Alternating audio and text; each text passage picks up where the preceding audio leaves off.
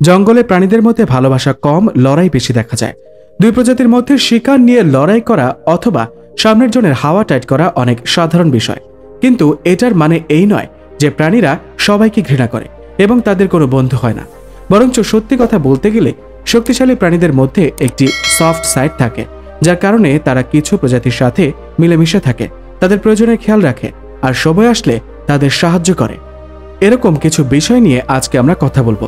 Cooperative animal এর এই লিস্টে সর্বপ্রথম কথা বলা যাক কেউটে আর বেজারের ব্যাপারে। বলতে গেলে এই দুই প্রজাতি অনেক ভয়ঙ্কর এবং শক্তিশালী শিকারী, কিন্তু যে ব্যাপারটা আমরা কথা বলছি সেখানে তারা দুজন বন্ধুর মতো পাশাপাশি হেঁটে চলে। এই ঘটনাগুলো আমাদের বলে যে দুই প্রজাতির মধ্যে অনেক ভালোভাবে বন্ধুত্ব হয়, কিন্তু প্রশ্ন আসে আসলে এমনটা কেন? বন্ধুরা, সত্যি বলতে এটা আর কিছু নয়, বরঞ্চ একটি ফায়দার সওদা। এই দুই প্রজাতি একজন আরেকজনের সাথে নিজেদের ভালোর জন্য ঘুরে। আপনাদের বলে দেই, কেউটা আর বেজার এর মধ্যে ডায়েটে একজন আরেকজনের সাথে মিল রয়েছে।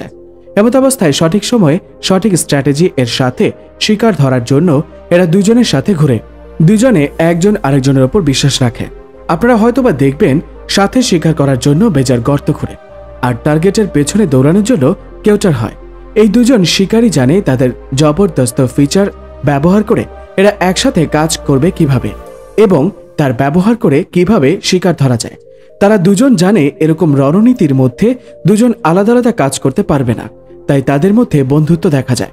রিসার্চও বলে যে যেসব কেউটা বেজারদের সাথে শিকার করে তারা অন্যান্য কেউটার তুলনায় 34% বেশি শিকার করতে পারে। এই দুজনের একসাথে থাকা মতলব একদম নয় যে এরা ভালো বন্ধু। এই দুজনের মধ্যকার সম্পর্ক একদিক থেকে খাদ্যের বিজনেস। যতক্ষণ পর্যন্ত একজন আরেকজনের কোয়ালিটি কাজে লাগাতে পারে ততক্ষণ পর্যন্ত এরা বন্ধু থাকে। Pitcher plants and bats. জীবের পরে এখন কথা বলি গাছকে নিয়ে, যারা নিজেরাই জীবকে খায়। জঙ্গলের যদিও বেশিরভাগ গাছ ক্ষতিকর নয়, কিন্তু পিচার প্ল্যান্টের কথাই আলাদা। এরা কার্নিভোরাস এবং সব ধরনের পোকামাকড় এরা খায়।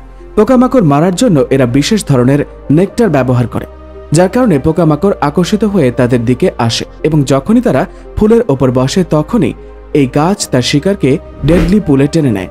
আপনারা দেখতে পাচ্ছেন যে এদের মুখ একটি জগের মতো হয়।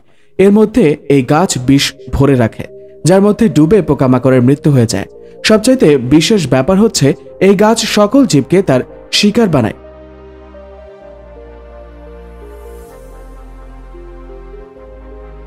কিন্তু বাদুড়ের সাথে বিশেষ সম্পর্ক রয়েছে, বিশেষত এই কারণে তারা তাদের রণনীতির ব্যবহার বাদুড়ের ওপর করে না। অনেক সময় দেখা যায় রাতে বাদুড় এই গাছের উপরে গিয়ে আরাম করে। তারা পুলে পড়ে যাওয়ার জায়গায় নিজেকে সেখানে ফিট করে নেয় এবং গাছ ও বাদুড়কে নিচে ফেলার চেষ্টা করে না। সকাল হতে যখন বাদুড়দের ঘুম সম্পূর্ণ হয়ে যায় তখন তারা গাছ থেকে বের হয়ে নিজের গর্তের দিকে ফিরে চলে যায়। আপনারা হয়তো ভাবছেন পিচার প্ল্যান্ট বাদুড়কে এরকম স্পেশাল ট্রিটমেন্ট কেন দেয়? আসলে বন্ধুরা, এরকম করার কারণ হচ্ছে বাদুড় ঘুমের মধ্যে পিচার প্ল্যান্টের ভেতরে মলমূত্র ত্যাগ করে, যা প্ল্যান্টের জন্য নিউট্রিশনের কাজ করে। এর নিউট্রিশন থেকে পিচার প্ল্যান্টের গ্রোথ ভালো হয় আর তারা হেলদি হয়।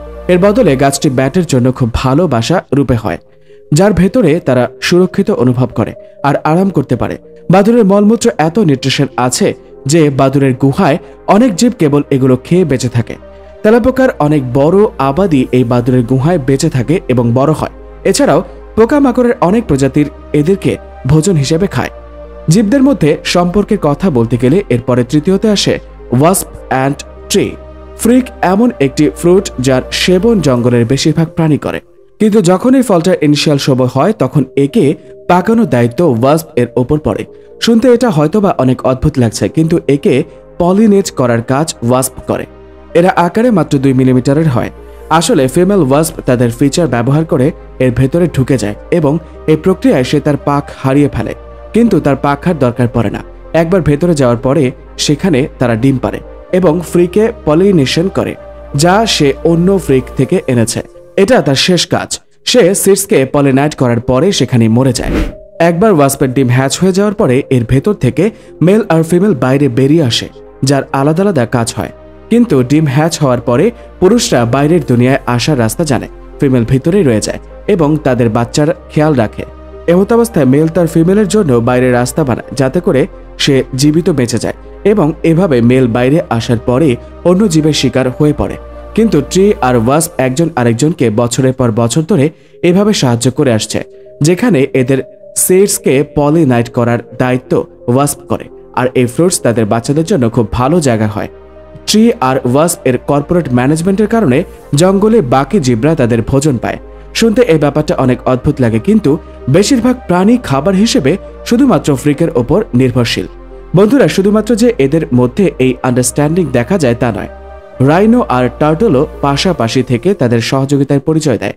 এই দুটি জীব একজন আরেকজনের থেকে অনেক আলাদা, কিন্তু আফ্রিকার গরমে নিজের শরীরকে ঠান্ডা করার জন্য গন্ডার পানিতে নেমে যায়, যেখানে থাকা ঠান্ডা কাদা তার শরীরকে ওভারহিট থেকে বাঁচায়। কিন্তু ওভারহিট শুধুমাত্র রাইনোর দুশ্মন নয়, বরং ব্লাড সাকিং কিট ও তাদের দুশ্মন হয়।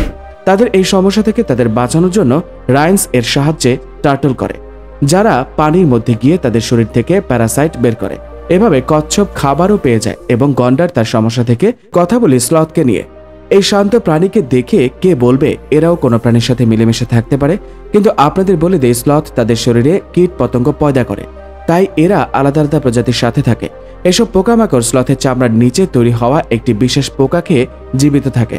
এমত অবস্থায় স্লথ যখন মলত্যাগের জন্য নিচে আসতে থাকে, তখন এই কীট পতঙ্গ তার শরীরের তার লার্ভা ঢেলে দেয় এবং লার্ভা এর শরীরে থাকা নিউট্রিশন খেয়ে বড় হয় এবং অ্যাডাল্ট হওয়ার পরে এরা পলিনেট করার জন্য স্লথের ফারের মধ্যে যায়। এমত অবস্থায় এই দুই প্রজাতির মধ্যে একটি মিউচুয়াল রিলেশনশিপ তৈরি হয়। ইনসেক্ট স্লথ এর মধ্যে নিউট্রিশন ভ্যালু পায় আর থাকার জন্য একটি ঘর পাওয়া যায়, আর স্লথের শরীরে গ্রিন এলগি গ্রোথ হয়, যা তাদের হেলদি রাখে। তো বন্ধুরা, এই ছিল জঙ্গলের দুনিয়ায় কিছু অদ্ভুত কথা, যারা একজন আরেকজনের সাহায্য করে টিকে আছে। বন্ধুরা, আজকের ভিডিওতে এতটুকুই। আপনার নজরে সবচেয়ে ভালো অ্যানিমাল এক্সাম্পল কোনটা ছিল কমেন্টে অবশ্যই জানান।